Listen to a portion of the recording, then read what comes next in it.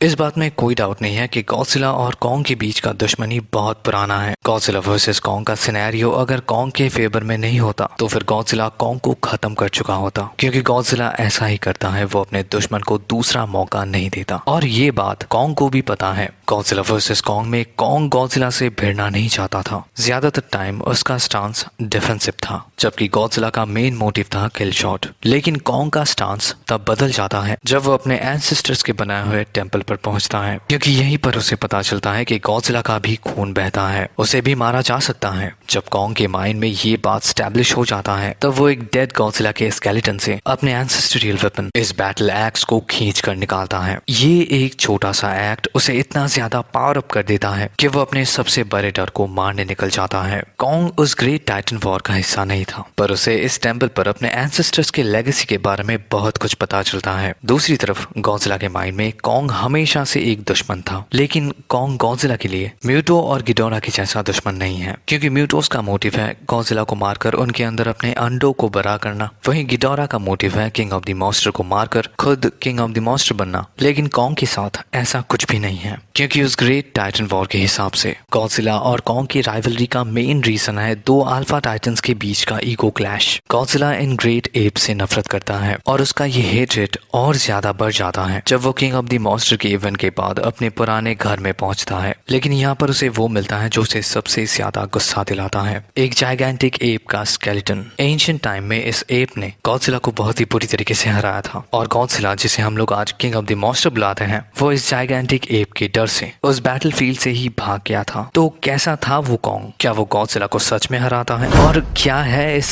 Skeleton का story? मेरा नाम है राजा, आप देख रहे हैं थिंक नर्डी, और इस वीडियो में हम लोग उस कॉन्ग के बारे में बात करने वाले हैं जिससे किंग ऑफ द मॉन्स्टर भी डरता था। इस कहानी का सोर्स है Godzilla dominion, Godzilla versus Kong का प्रील्यूड कॉमिक, जिसका स्टोरी स्टार्ट होता है किंग ऑफ द मॉन्स्टर के इवेंट के बाद। गॉडजिला भी दुनिया भर में घूम रहा है। गिडोरा ने अर्थ के पावरफुल टाइटन्स की मदद से जो माहौल बनाया था, गॉडजिला उन चीजों को ठीक कर रहा है। कुछ टाइटन्स गॉडजिला के ऑर्डर से कियोस को रोक रहे हैं, वहीं कुछ टाइटन्स को गॉडजिला अपने तरीके से समझा रहा है। एक आध को छोड़कर ज्यादातर टाइटन्स गॉडजिला की लीडरशिप में खुश हैं, पर उन एक आध टाइटन्स को गॉडजिला नजरअंदाज नहीं कर सकता। और उन टाइटन्स में से सबसे पहला नाम आता है टियामेट का, जो गॉडजिला के पुराने घर को अपना घर समझ रही है। गॉडजिला टियामेट को मारकर यहाँ से भगा तो देता है, पर यहाँ पर उसे मिलता है एक पुराने दुश्मन का स्केलेटन, एक जाइगेंटिक एप जिसने गॉडजिला को ह्यूमिलिएट किया था। उस खूंखार दुश्मन का ये तस्वीर आज भी गॉडजिला के जहन में है। इस कॉन्ग के बॉडी का स्कार इतना एक्सप्लेन करने के लिए एनफ है कि ये कॉन्ग किस लेवल की ब्रुटैलिटी के साथ डील कर चुका है। इस कॉन्ग का बॉडी स्ट्रक्चर ऑलमोस्ट हमारे कॉन्ग के जैसा ही था। वहीं दूसरी तरफ गॉडजिला सब कुछ सीख रहा था। वो अपने इनिशियल स्टेजेस में था, यंग हुआ करता था, और उसके हिसाब से इन मॉन्स्टर्स के ऊपर राज करना उसके ब्लड राइट में था। गॉडजिला उस टाइम पर इतना ज्यादा जाइगेंटिक और मस्कुलर नहीं था। उसके इनिशियल लुक को अगर समझना है तो फिर बिकिनी एटॉल का ये सीन बेस्ट है, क्योंकि यहाँ पर वो ऑलमोस्ट कॉन्ग के साइज का ही है। वहीं उस बैटल के टाइम पर ये एंशिएंट कॉन्ग अपने पीक स्टेज में था। हजारों साल का बैटल एक्सपीरियंस और बीस्ट लेवल का स्ट्रेंथ गॉडजिला को इतना समझाने के लिए एनफ था कि कौन है सबसे बड़ा बैडएस।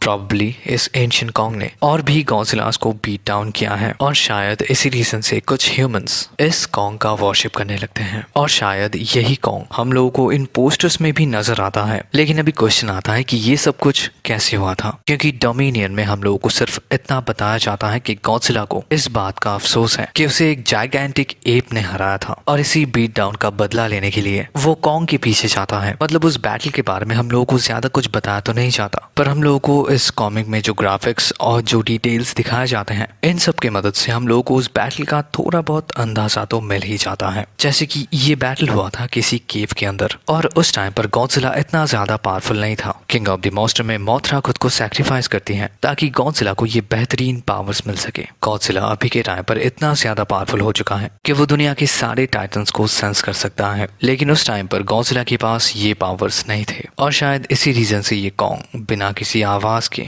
गॉडजिला के केव के अंदर घुस जाता है। ये एंशिएंट कॉन्ग गॉडजिला के ऊपर अचानक से अटैक करता है, और गॉडजिला कुछ समझ पाता उससे पहले ही एंशिएंट कॉन्ग गॉडजिला को अपने पंचेस से जमीन पर गिरा देता है। गॉडजिला भी उठता है और अपने एटॉमिक ब्रेथ से उसके ऊपर अटैक करने लगता है, लेकिन एंशिएंट कॉन्ग इस केव के रॉकी स्ट्रक्चर में उछल कूद कर उन अटैक्स को डॉज करने लगता है। लेकिन फिर गॉडजिला के एटॉमिक ब्रेथ के अटैक से उस केव की दीवारें ढह जाती हैं, और गॉडजिला उसे से डैमेज्ड होता है, जिसके बाद गॉडजिला यहाँ से निकल जाता है और फिर बहुत टाइम के बाद जब वो अपने पीक फिजिकल कंडीशन में होता है, किंग ऑफ द मॉन्स्टर बन चुका होता है, तब वो फिर से एक रीमैच के लिए उसी केव में वापस आता है। लेकिन यहाँ पर उसे मिलता है डिसअपॉइंटमेंट, क्योंकि वो एंशिएंट कॉन्ग सालों पहले अपने ओल्ड एज की वजह से मर चुका है और अभी उस कॉन्ग का जो चीज एग्जिस्ट करता है वो है ये स्केलेटन। और गॉडजिला के दिल में थोड़ा डर और थोड़ा मायूसी। तो यही है उस एंशिएंट कॉन्ग का स्टोरी। वीडियो कैसा लगा कमेंट में जरूर बताना और मिलते हैं आपसे अगली वीडियो में। Take care and peace out.